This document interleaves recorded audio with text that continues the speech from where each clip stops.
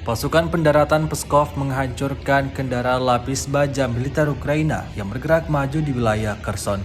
Rekamannya ramai beredar di media sosial Telegram pada Kamis 5 Januari 2023. Eselon dengan sejumlah kendaraan lapis baja Turki BMC Kirpi untuk angkatan bersenjata Ukraina terlihat di Rumania.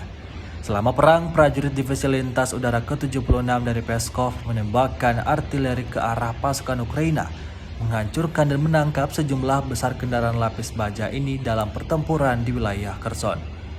Divisi Lintas Udara ke-76 Peskov terus menghalau serangan musuh ke arah Nikolaev Krivoy Rog.